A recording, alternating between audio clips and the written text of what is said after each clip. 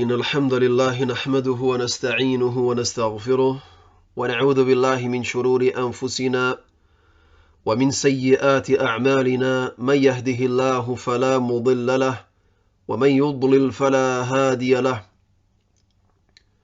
وأشهد أن لا إله إلا الله وحده لا شريك له وأشهد أن محمدا عبده ورسوله أما بعد فإن أصدق الحديث كتاب الله تعالى وخير الهدي هدي محمد صلى الله عليه وسلم وشر الأمور محدثاتها وكل محدثة بدعة وكل بدعة ضلالة وكل ضلالة في النار.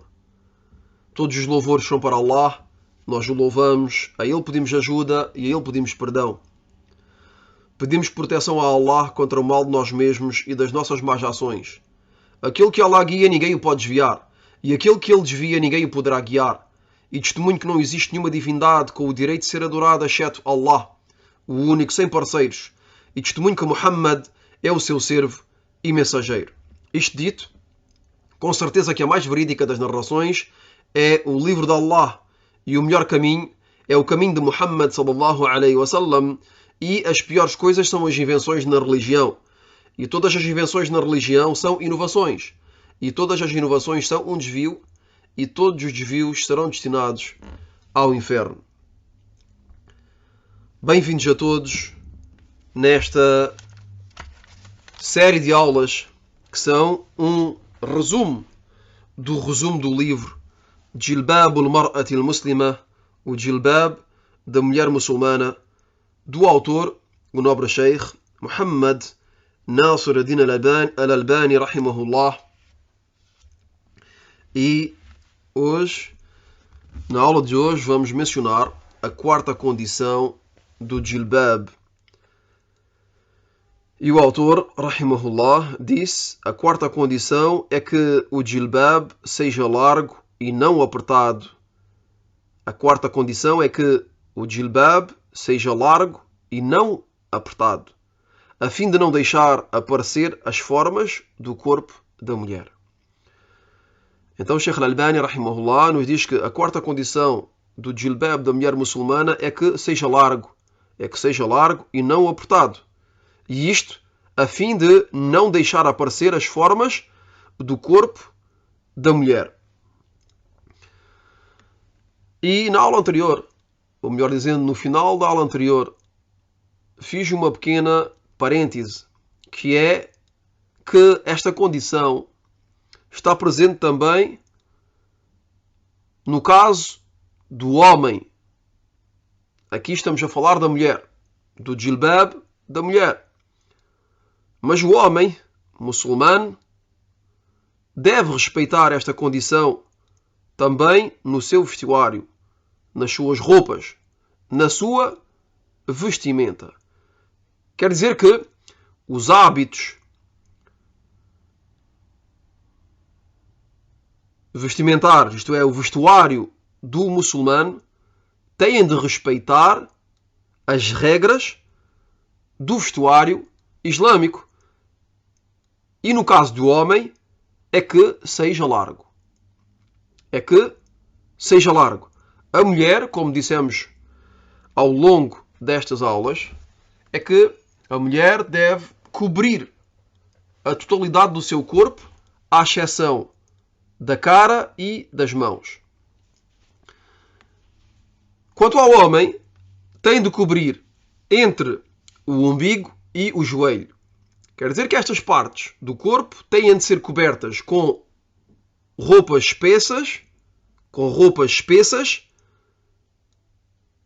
e largas. Quer dizer que o homem tem de vestir roupas que são largas e que sejam espessas. Quer dizer, não podemos ver a cor da pele e também não podemos ver as formas. E aqui, sublinho, estamos a falar das partes que têm de ser escondidas, no caso do homem. E as partes que têm de ser cobertas, no caso do homem, como disse, é entre o umbigo e o joelho. E os joelhos. Então esta parte tem de ser coberta com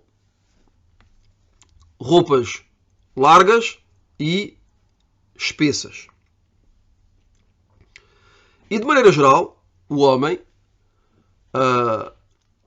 como foi detalhado nas aulas de jurisprudência, acerca da aura do homem durante a oração, na qual esclarecemos que a aura durante a oração, a parte que tem de ser coberta do corpo, obrigatoriamente, no caso de um homem, durante a oração, é entre o umbigo e os joelhos. E que o homem tem também de cobrir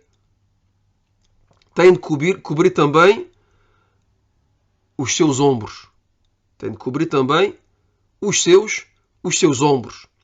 E não os pode descobrir durante a oração. Mas, como sabemos todos, geralmente, hoje em dia, alhamdulillah, a maior parte das pessoas têm vestimentas suficientes para cobrir o seu corpo. Então, geralmente, um homem vai fazer a oração vestindo algo no tronco e algo também na parte inferior do corpo, que é a parte que tem de ser coberta obrigatoriamente, sobretudo entre o umbigo e os joelhos. Então o homem tem de respeitar também esta condição, que é que o seu vestuário seja largo. Eu sublinho este ponto e dou muita atenção a este ponto, porque vemos que há muitos dos nossos irmãos que são um pouco relaxados neste ponto, e é sem dúvida alguma um ponto que é extremamente importante, que é que nós também, os homens, temos de respeitar e ter um mínimo de respeito em relação a este ponto, que é de usar roupas e de vestir roupas que sejam largas. Então, sem mais tardar, continuamos a traduzir aquilo que disse o Sheikh, depois desta breve parênteses. Então o Sheikh Al-Albani disse: a quarta condição é que o jilbab seja largo e não apertado, a fim de não deixar aparecer as formas do corpo da mulher. Pois o objetivo do jilbab é de impedir a tentação. E isto não se realiza se não for largo. Quer dizer, se o jilbab não for largo, a tentação permanece. E isto não se realiza se não for largo. Quanto às roupas apertadas, mesmo se cobrem a cor da pele, não cobrem as formas do corpo. Este é um ponto também muito importante, que é que não é suficiente para a mulher de cobrir a cor da pele, mas é obrigatório que ela cubra também as formas do seu corpo. E Sheikh Al-Albani disse, quanto às roupas apertadas, mesmo se cobrem a cor da pele, não cobrem as formas do corpo da mulher, e assim permitem que o olhar dos homens determine o corpo da mulher em questão. Quer dizer que se um homem olhar para uma mulher que está vestida com roupas apertadas, determina facilmente as formas do seu corpo. Depois Sheikh Al-Albani rahimahullah continua dizendo: e o facto que isso é uma imoralidade e um chamamento ou um convite à perversão não escapa a ninguém.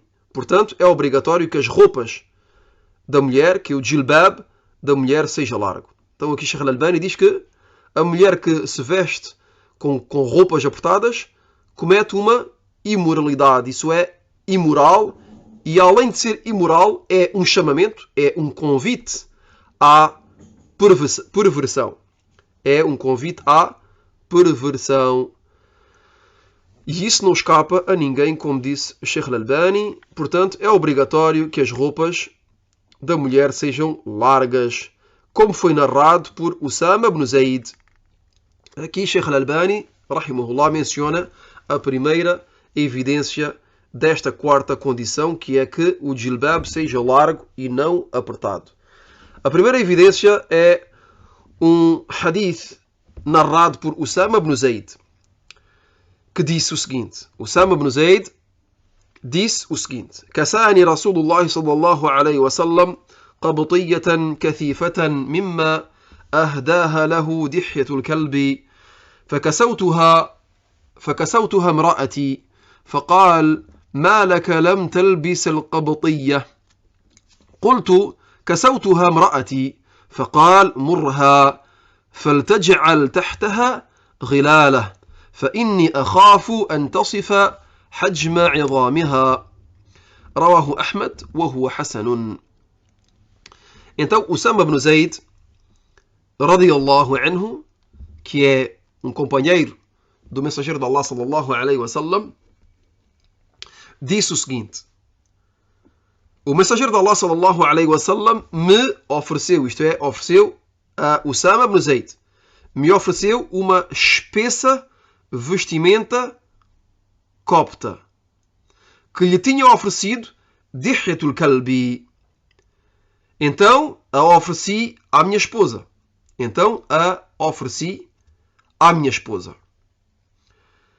Aqui, Usama ibn Zayd, rahimahullah, nos descreve esta vestimenta que o mensageiro de Allah sallallahu alayhi wa sallam lhe ofereceu, que é uma vestimenta espessa, em primeiro lugar, e copta. Quer dizer que era espessa e que era de origem copta. E esta vestimenta tinha sido oferecida por Dihyatul Kalbi, sahabi, que é um companheiro do mensageiro de Allah sallallahu alayhi wa sallam, a tinha oferecido ao mensageiro de Allah sallallahu alayhi wa sallam. Então, Dihyatul Kalbi ofereceu esta vestimenta ao mensageiro de Allah sallallahu alayhi wa sallam. O mensageiro de Allah sallallahu alayhi wa sallam a ofereceu a Usama ibn Zayd, e Usama ibn Zayd ofereceu à sua esposa. Depois disse-me, isto é, o mensageiro de Allah sallallahu alayhi wa sallam disse a Usama ibn Zayd: por que não vestiste a vestimenta copta que te ofereci? Isto é, depois de lhe ter oferecido esta vestimenta, o mensageiro de Allah sallallahu alayhi wa sallam encontrou Usama ibn Zayd e reparou que Usama ibn Zayd não tinha vestido a roupa que lhe tinha oferecido. Então o questionou acerca da razão. Então Usama disse, respondi ao mensageiro de Allah sallallahu alayhi wa sallam: vesti com ela a minha esposa, isto é, ofereci a vestimenta que me ofereceste, a ofereci à minha esposa. Então o mensageiro de Allah sallallahu alayhi wa sallam respondeu, disse: dá-lhe ordem, isto é, dá ordem à tua esposa de vestir uma túnica por baixo da vestimenta, pois temo que ela, isto é, a vestimenta copta, descreva os seus ossos. Repito, dá-lhe ordem de vestir uma túnica por baixo, pois temo que ela, que a vestimenta que lhe ofereceste, descreva os seus ossos. Descreva os seus ossos. Este hadith foi relatado por Ahmad e considerado como bom pelo autor Sheikh Al-Albani, rahimahullah. Depois de ter mencionado este hadith, Sheikh Al-Albani fez um comentário, dizendo: portanto, nesta narração, o profeta sallallahu alayhi wa sallam ordenou que por baixo da vestimenta copta, a mulher vista uma túnica, a fim que o seu corpo não seja desenhado, a fim que o seu corpo não seja desenhado, que não seja descrito pela vestimenta, isto é, que através da vestimenta não possamos ver as formas do seu corpo. E a ordem indica a obrigação, Então vemos aqui que o mensageiro de Allah sallallahu alayhi wa sallam deu ordem a Usama de dar ordem à sua esposa. Então a ordem vem de quem? Vem do mensageiro de Allah sallallahu alayhi wa sallam. E Sheikh Al-Albani nos diz que a ordem indica a obrigação. Quer dizer que logo que o mensageiro de Allah sallallahu alayhi wa sallam dá uma ordem, esta ordem indica uma obrigação, como é estabelecido nos fundamentos da jurisprudência, isto é, em Usul al-Fiqh, que é que logo que Allah subhanahu wa ta'ala e o seu mensageiro sallallahu alaihi wasallam nos dão uma ordem, isso indica que é uma obrigação, Então aqui o mensageiro de Allah sallallahu alaihi wasallam deu ordem a Usama de ordenar à sua esposa de vestir por baixo dessa vestimenta uma túnica. Então tiramos daqui que isto é uma ordem, é obrigatório. E por isso, o grande sábio Ash-Shawkani, na explicação deste hadith, disse o seguinte. Aqui Sheikh Al-Albani, rahimahullah, mencionou a explicação ou o comentário de Ash-Shawkani deste hadith. Esta narração prova que a mulher tem o dever de se cobrir com uma vestimenta que não descreva o seu corpo. Esta narração nos prova que a mulher tem o dever, é obrigatório para ela, de se cobrir com uma vestimenta que não descreva o seu corpo. E esta condição, que é que a vestimenta da mulher, que o jilbab seja largo, engloba todas as roupas que servem a cobrir as partes do corpo que devem ser obrigatoriamente cobertas. Esta palavra é muito benéfica. Vou repetir. Ash-Shawkani, rahimahullah, disse que tiramos deste hadith a prova que a mulher tem o dever de se cobrir com uma vestimenta, com roupas que não descrevem o seu corpo. E esta condição, que é que seja largo, engloba todas as roupas que servem a cobrir as partes do corpo que devem ser obrigatoriamente cobertas. Então, no caso da mulher, como dissemos, as partes do corpo que devem ser obrigatoriamente cobertas são a totalidade do seu corpo, à exceção da cara e das mãos. Então, a totalidade do seu corpo deve ser coberto com roupas largas. Podemos também falar do caso de um homem.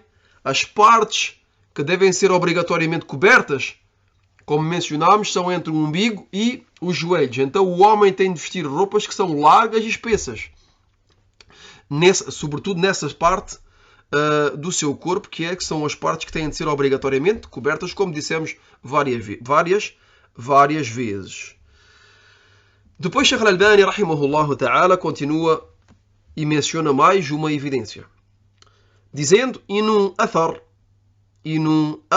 relatado por Ibn Sa'd, com uma cadeia de transmissão de acordo com as condições de Muslim, Aisha radiyallahu anha disse: لا بد للمرأة من 3 أثواب تصلي فيهن درع جلباب وخمار.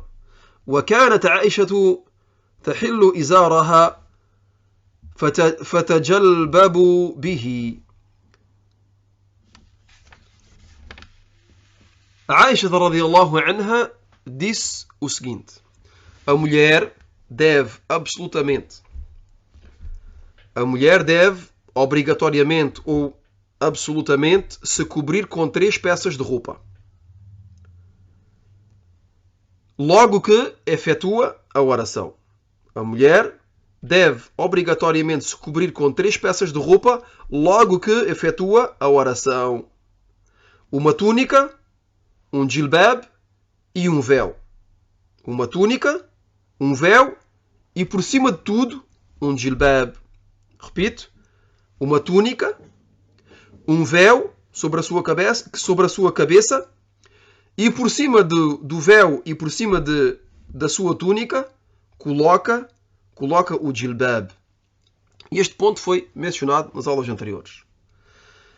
E Aisha radiyallahu anha, como foi mencionado neste athar, costumava desatar o seu izar e de o utilizar como jilbab.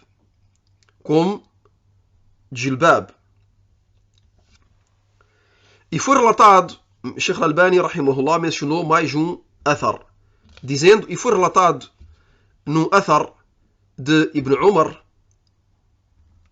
algo com o mesmo sentido. Isto é, foi relatado de Ibn Umar um athar com o mesmo sentido deste athar de Aisha. Quer dizer que Ibn Umar disse exatamente a mesma coisa que disse Aisha radiyallahu anha, e Sheikh Al-Albani o mencionou. E Ibn Umar disse: إذا صلت المرأة فلتصلي في ثيابها كلها الدرع الخمار والملحفة. Este athar de Ibn Umar foi relatado por Ibn Abi Shaybah com uma cadeia de transmissão autêntica. Quer dizer que Sheikh Al-Albani diz que a cadeia de transmissão deste athar é autêntica. E a tradução é: logo que a mulher reza, logo que a mulher efetua a oração, que o faça coberta de todas as suas roupas. Isto é, a túnica, o véu e o jilbab. A túnica, o véu e o lençol. E o sentido do lençol aqui é o jilbab, pois um jilbab pode-se aparentar a um lençol. E como mencionámos e dissemos várias vezes, o jilbab é uma peça de roupa que é colocada através da qual a mulher se cobre o corpo inteiro. A totalidade do seu corpo. Esta peça de roupa vai-se vir colocar sobre a sua cabeça e vai descer sobre a totalidade do seu corpo. Então, aqui, o facto de que tenha sido utilizado o termo lençol tem o mesmo sentido que o jilbab. Porquê? Porque se uma mulher estiver vestida com a sua túnica e com o seu véu e que por cima colocar um lençol, então esta mulher tem um jilbab sobre ela. E como vimos no athar anterior da Aisha, no qual foi mencionado, Ibn Sa'd, neste athar, mencionou que a Aisha costumava desatar o seu izar e de o utilizar como jilbab. E todos sabem o que é o izar. E quem não sabe o que é um izar é aquilo que é utilizado para cobrir a parte inferior do homem ou da mulher. Geralmente é utilizado pelo homem como pela mulher, mas é visível unicamente no homem. Porquê? Porque a mulher não pode mostrar o seu izar, contrariamente aos homens. Os homens podem mostrar o izar, por exemplo, durante a peregrinação. O homem, durante a peregrinação, logo que está em estado de sacralização, utiliza na parte de baixo dos seus membros um izar. E há países no mundo nos quais faz parte da cultura da vestimenta masculina de usar o izar. Podemos mencionar, por exemplo, al Yemen, no Yemen. Podemos mencionar também na Indonésia. Podemos mencionar também em certos países em África, na África do Oeste, etc. E imagino que todos estão a ver o que é um izar, sobretudo logo que o descrevemos na peça que é utilizada pelo homem durante a peregrinação ou durante a grande ou a pequena peregrinação, al-Umra ou também al-Hajj. Então, esta peça de vestuário é parecida a um lençol. Quer dizer, é uma parte longa, tipo retangular, bastante larga, que a pessoa se a colocar sobre a sua cabeça, sobretudo uma mulher, se a mulher a colocar sobre a sua cabeça, lhe cobre o corpo inteiramente. Então este é o sentido daquilo que foi mencionado nestes dois athar de Aisha radiyallahu anha e também de Ibn Umar. Ficamos por aqui e continuaremos na próxima aula. هذا والله أعلم وصلى الله وسلم على نبينا محمد وعلى آله وصحبه أجمعين. سبحانك اللهم وبحمدك أشهد أن لا إله إلا أنت أستغفرك وأتوب إليك.